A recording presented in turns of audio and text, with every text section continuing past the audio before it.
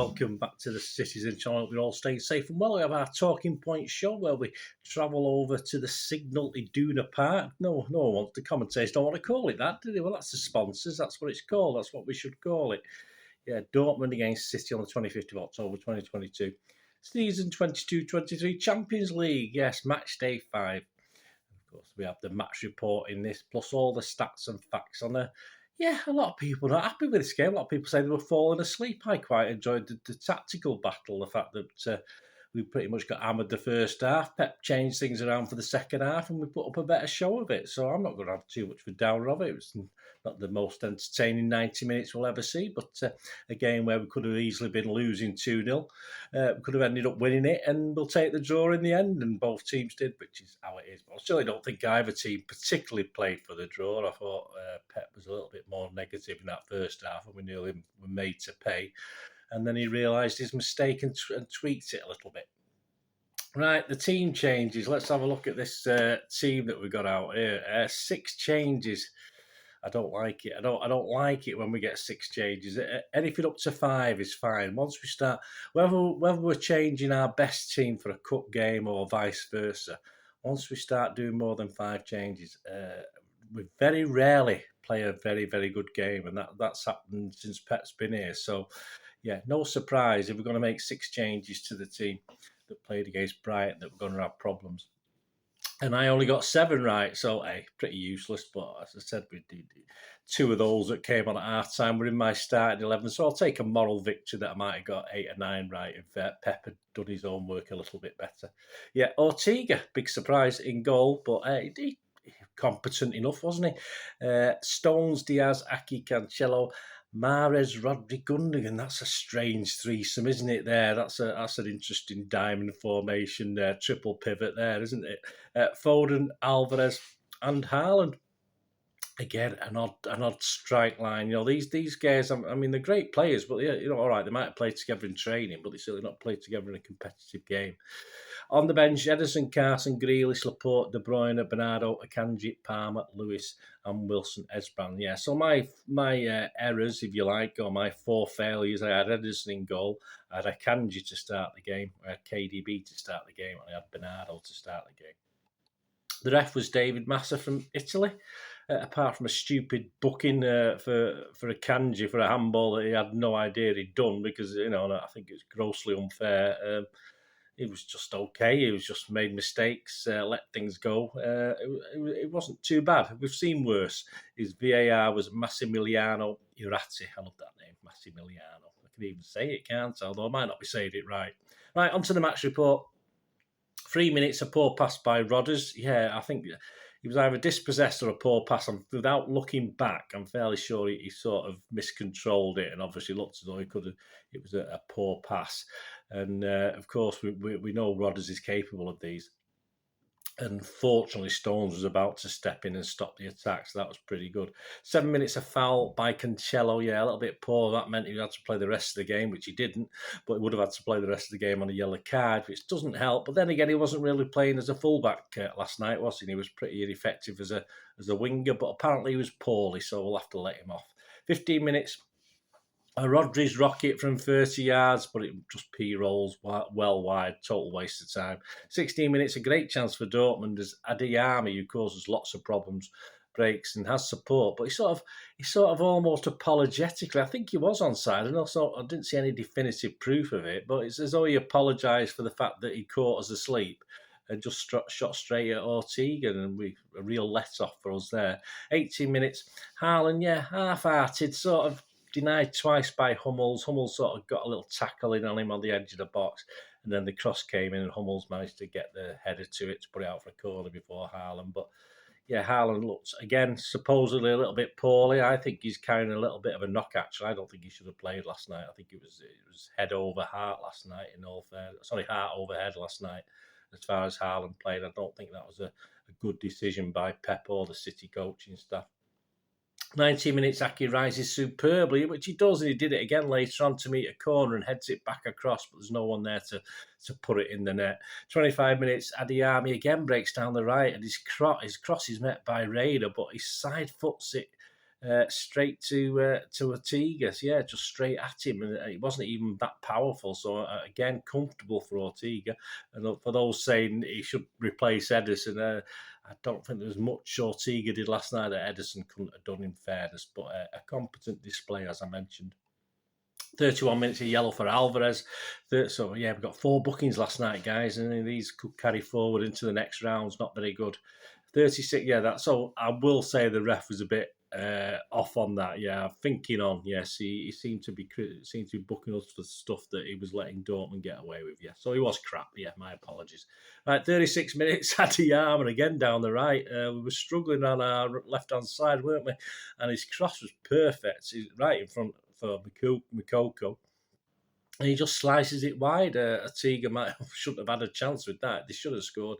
I mean, if you should have scored earlier, that should have definitely been a goal. 42 minutes with Coco again, straight at Ortega this time. 46 minutes. Again, we do get a chance up the other end, but we've been few and far between this first half. Aki rises again like the proverbial salmon, but can't keep his header down. Half time, it's 0-0. Unfortunately, a little bit of change. Akanji and Bernardo came on for Cancelo and Haaland. We've looked a lot better in the second half, thankfully, and we did restrict Borussia Dortmund a lot more. Akanji's presence in defence certainly helped out the back line. So 52 minutes, a couple of half chances for Dortmund until play stopped for an half offside. Yeah, a bit of pinball in the box, but it was offside by the end anyway. 53 minutes, Foden better with Bernardo this half. He hadn't been great the first half. Hit a Bernardo crossover. 57 minutes, a good move for Bernardo to Foden. Gundo can't quite turn it in. It's sort of a little bit behind him, I think. But Mahrez picks it up, does a couple of jinks and draws a foul. Fantastic. And then, yes, who steps up to take the penalty? And who steps up to more or less... it's probably the last 3 penalties he's taken. This is probably even worse, even easier for the goalkeeper to save. It wasn't far to his right at all. Halfway up. Competent save.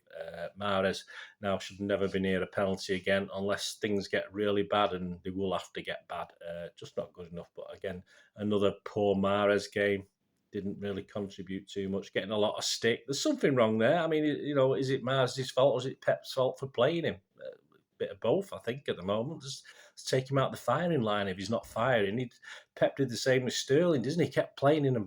He wasn't doing it, and it's certainly not working for Mahrez at the moment. I certainly don't expect him to see it at Leicester on Saturday, even though he's going back to his old ground, that's for sure. 58 minutes, Gundogan gets a yellow card.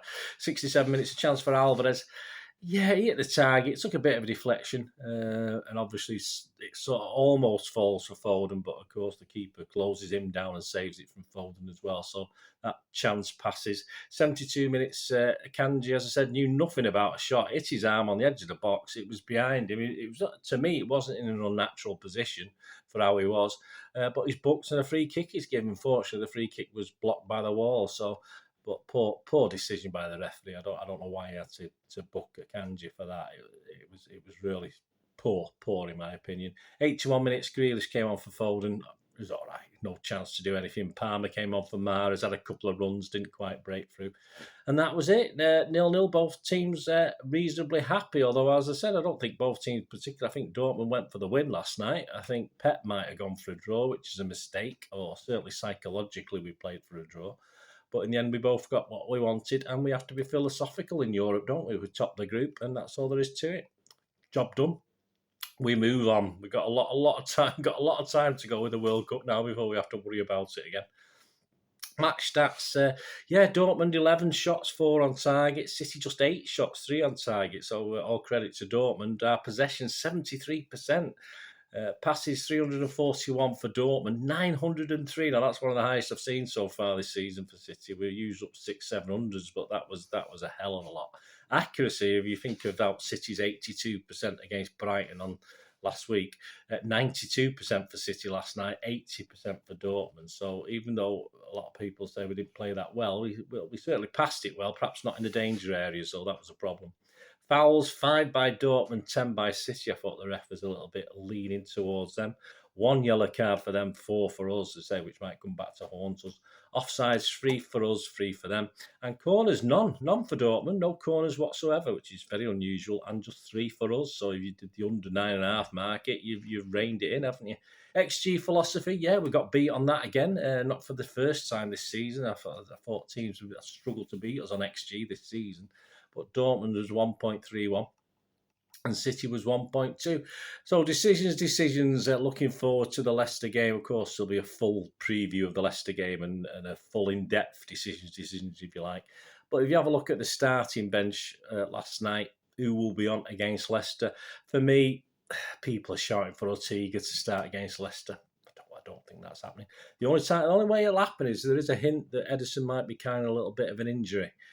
If he is carrying an injury, then yeah, I can see he's not going to keep risking Ederson if he's feeling a bit of a twinge every time he takes a kick.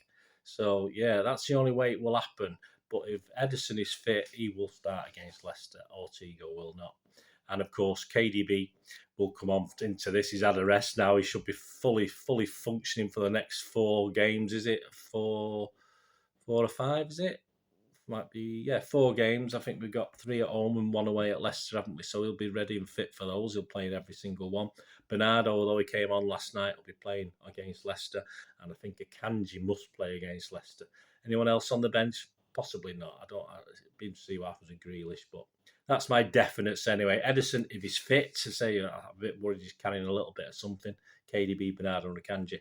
Who won't be starting? What do you think, guys? Well, I don't think Alvarez did himself any favours, but having said that, I said we made that many changes to the team. He was playing an unfamiliar starting lineup.